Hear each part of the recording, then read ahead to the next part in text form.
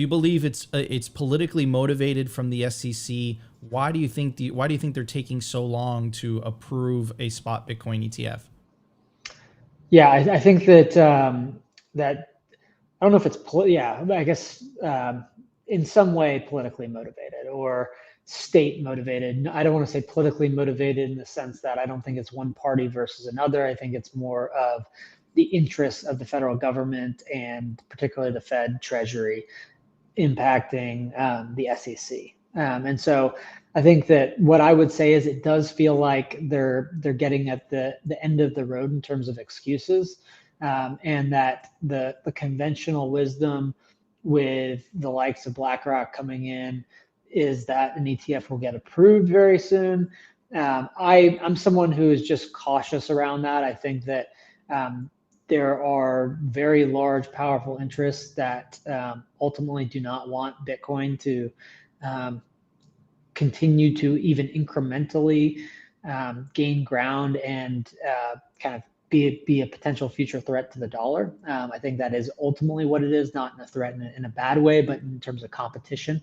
It's providing an option for people to opt out of endless fiat debasement, like I think everybody who's paying attention to Bitcoin has figured out. But that has consequences for the Federal Reserve, for the Treasury Department, for FinCEN, and I think that currently the SEC is basically the fall guy or the front man for other interests within the federal government that would rather not see Bitcoin proliferate via an ETF. And so even though typically BlackRock gets what BlackRock wants, until an ETF is approved, I'm skeptical that it will happen in the short term. And I don't think people should not be making investment decisions as to whether or not an ETF is or isn't going to get approved. Like maybe it's inevitable in the long run, but Bitcoin replacing the dollar is also inevitable in the long run. I agree with you. I think that there's some elements in the federal government that do not want Bitcoin to succeed. Now, that leads me to my question to you: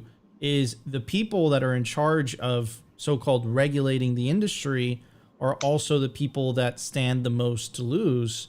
How does that play out in your eyes?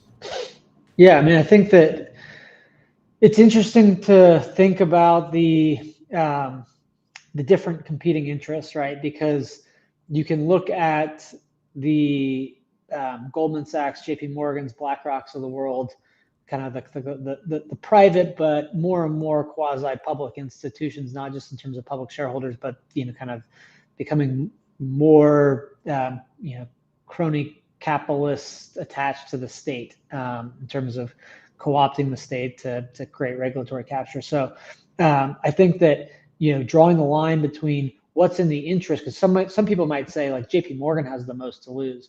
Reality is that everybody has the most to gain by adopting a Bitcoin standard. Companies that help on the financial services side, it's either adopt or die. So if they don't adopt, if JP Morgan doesn't adopt Bitcoin, if BlackRock doesn't adopt Bitcoin, they're more likely to fail quicker than if they were. Bitcoin will be a lifeboat for everybody.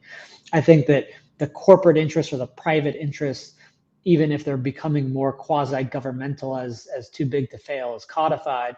That is distinct from the Fed and Treasury. And the Fed, while it is a private institution owned by the large banks, or maybe not necessarily the large banks and smaller banks, kind of a conglomerate of banks, the Fed is a quasi-public institution.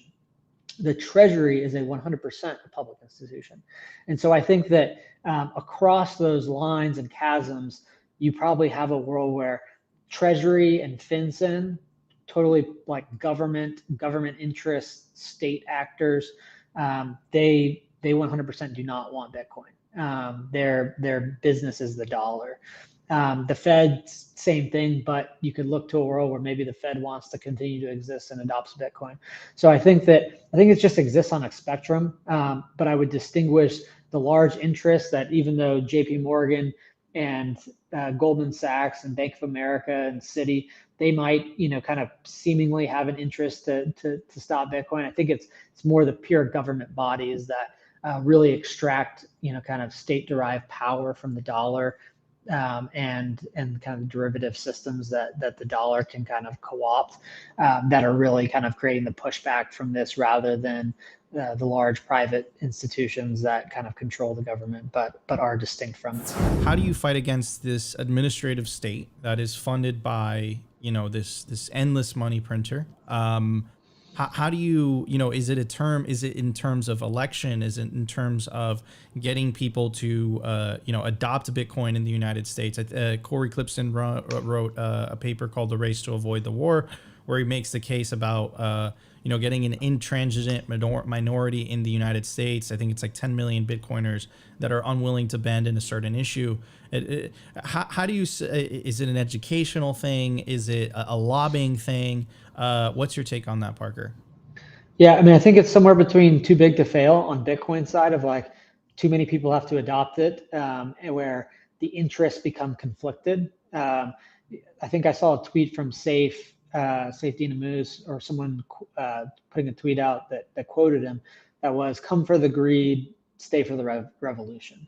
And I honestly, so I think it's like, it really is education, but it's education on the side of like people, kind of will generally adopt Bitcoin for fear of missing out.